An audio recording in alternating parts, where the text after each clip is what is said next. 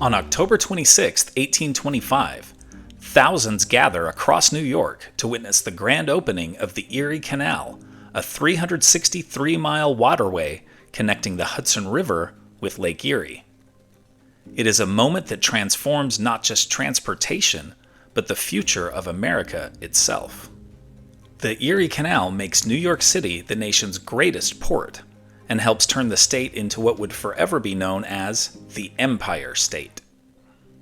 But did the Erie Canal really have that great of an impact on America's cities? Well, in the early 1800s, America was expanding westward, but the Appalachian Mountains stood like a wall between the Atlantic coast and the Great Lakes. Farmers and merchants in the Western Territories needed a way to move goods efficiently to eastern markets. Shipping by wagon over rough, muddy roads was both slow and expensive, and rivers didn't always flow to where commerce needed them.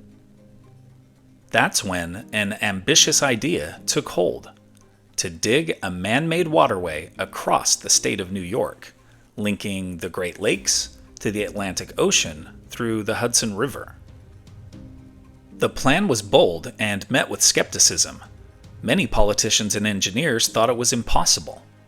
New York's Governor DeWitt Clinton, however, believed otherwise.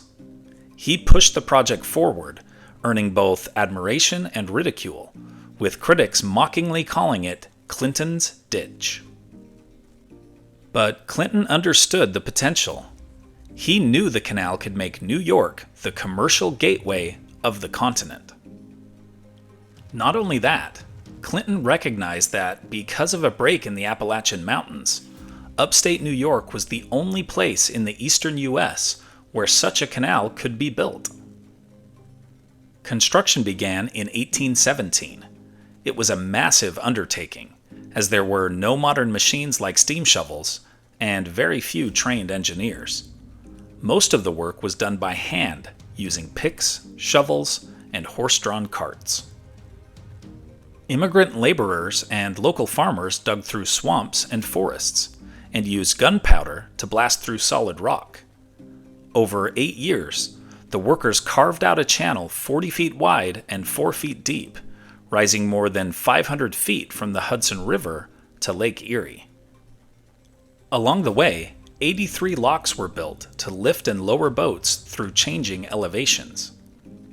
When the canal was finished in 1825, it stretched 363 miles across the state. It was an engineering marvel, and it came in ahead of schedule and under budget. On October 26, 1825, the canal officially opened to great fanfare.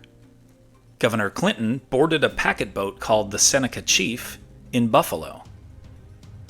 The boat began a 10-day journey across the canal to New York City. At each town along the route, people lined the banks, cheered, and fired cannons in salute.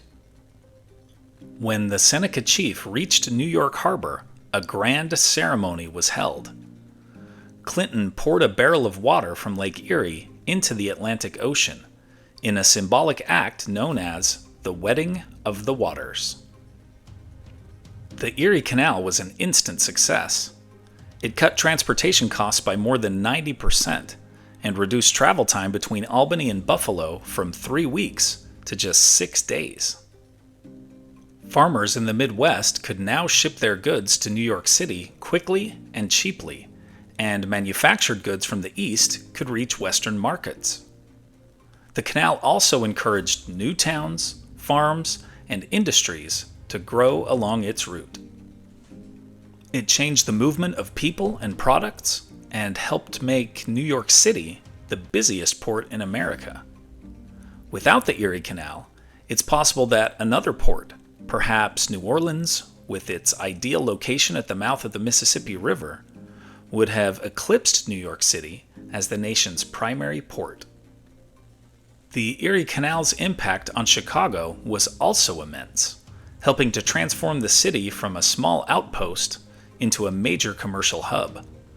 While the Erie Canal itself was in New York, its connection to Chicago through the Great Lakes was vital.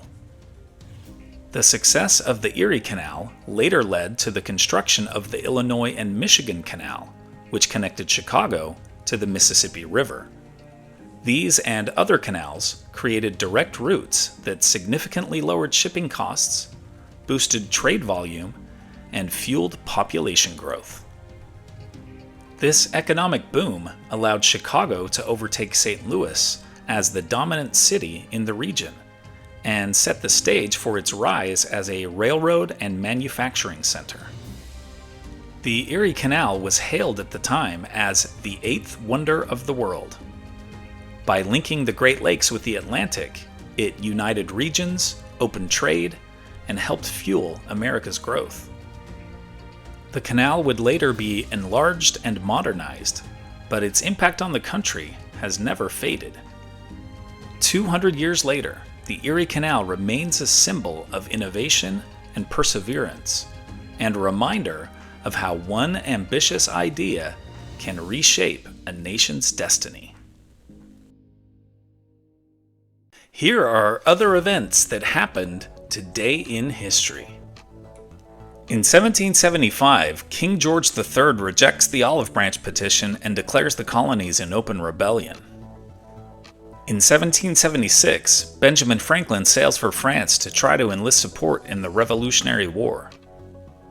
In 1881, the Earp brothers face off against the Clanton Gang in the shootout at the OK Corral. In 1949, U.S. President Truman raises the federal minimum wage from 40 to 75 cents an hour.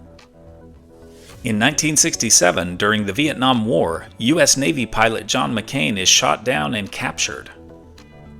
In 1984, newborn baby Faye receives a transplant with a baboon heart and survives for 20 days.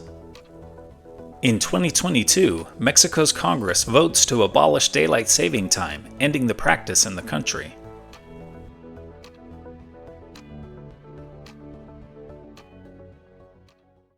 And now it's time for our Today in History quiz. Who designed the double-stranded barbed wire that forever changed life on the Great Plains of North America? Garrett Morgan, Joseph Glidden, John Freilich, or George Eastman? Liked learning about the Erie Canal? Then you'll love this one about the tunnel that connects England and France, known as the Chunnel. Tap the screen to keep the story going on Today in History.